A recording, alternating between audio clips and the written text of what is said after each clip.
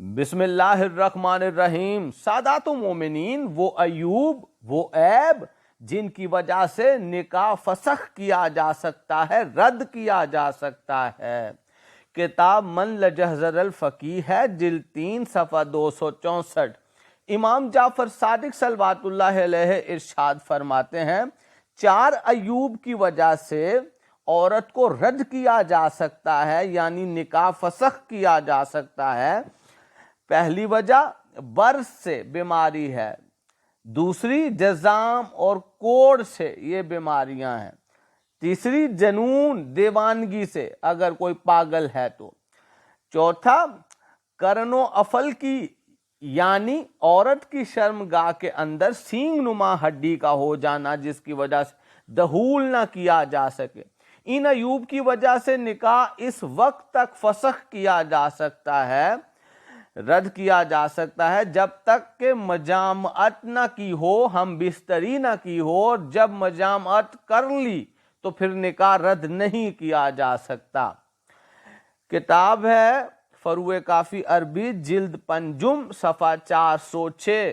امام محمد باقر صلوات اللہ علیہ ارشاد فرماتے ہیں اگر عورت کانی ہو، ایک آنکھ سے دیکھ نہ سکتی ہو تو اسے واپس نہیں کیا جا سکتا۔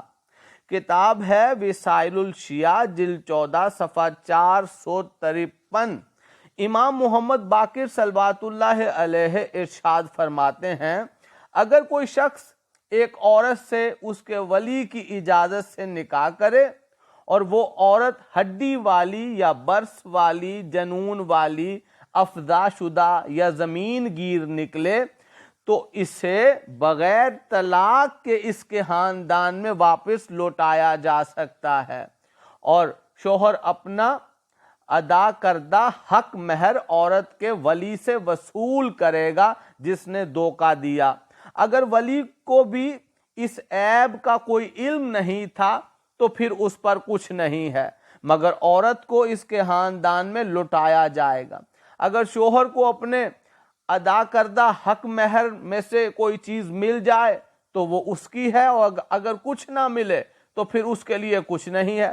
اور اگر شوہر نے دخول کیا تھا، ہم بستری کر کے دخول کیا تھا، تو وہ عورت طلاق یافتہ عورت کی طرح عدت گزارے گی، اور اگر شوہر نے دخول نہیں کیا، ہم بستری نہیں کی، تو پھر نہ عورت کے لیے عدت ہے اور نہ ہی عورت کے لیے حق مہر ہے۔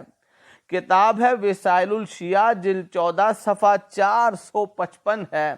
امام جعفر صادق صلوات اللہ علیہ ارشاد فرماتے ہیں اگر کسی شخص نے کسی عورت سے شادی کی اور اس میں ہڈی پائی یا کوئی بھی عیب پایا تو اگر اسے دخول سے پہلے اس عیب کا علم ہو گیا اور اس کے باوجود اس نے مجامعت کر لی تو گویا وہ اس کے ساتھ راضی ہو گیا، لہذا ایسی صورت میں نکاح فسخ نہیں کر سکتا، رد نہیں کر سکتا۔ اور اگر اسے دخول کے بعد، ہم بستری کے بعد اس عیب کا علم ہوا تو پھر چاہے اسے اپنے پاس رکھے اور چاہے تو اسے طلاق دے دے، یعنی نکاح کو رد کر دے، فسخ کر دے۔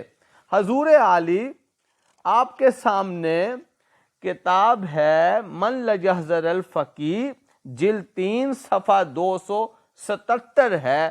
امام جعفر صادق صلوات اللہ علیہ ارشاد فرماتے ہیں اگر ایک آزاد عورت نے لا علمی میں ایک شخص سے اس کو آزاد سمجھ کر شادی کی مگر بعد میں پتا چلا کہ وہ غلام شخص ہے تو اسے اختیار ہے چاہے وہ اس کے ساتھ رہے اور چاہے تو نہ رہے، یعنی اپنا نکاح فسخ کر دے، رد کر دے، اور اگر اس شخص نے اس سے دخول کیا ہے تو وہ حق مہر کی حقدار ہے، اور اگر ہنوز دخول نہیں ہوا، ہم بستری نہیں ہوئی، تو پھر وہ کسی چیز کی حقدار نہیں ہے۔ اور اگر عورت کو حقیقت حال کا علم ہو جانے کے بعد مرد اس سے دخول کرے، ملے، ہم بستری کرے اور وہ اس کا اقرار کرے یعنی راضی ہو جائے تو پھر وہ شخص اس کا مالک ہے، یعنی پھر نکاح فسخ نہیں کر سکتی عورت نکاح رد نہیں کر سکتی ایسی صورت میں۔ کتاب ہے وسائل الشیعہ جلد 14 صفحہ 461۔ امام موسیٰ کاظم صلوات اللہ علیہ ارشاد فرما رہے ہیں، اگر کسی عورت کا شوہر دیوانہ ہو جائے، پاگل ہو جائے، تو عورت اگر چاہے تو نکاح فسخ کر کے، رد کر کے اپنے آپ کو اس سے الگ کر سکتی ہے۔ حضور علی کتاب ہے وسائل الشیعہ جلد 14 صفحہ 462۔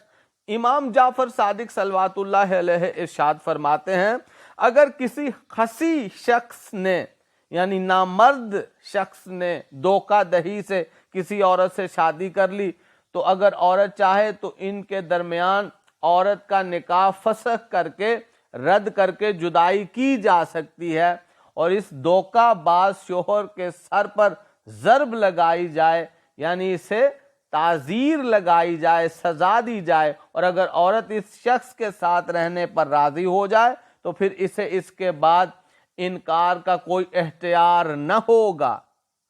والسلام۔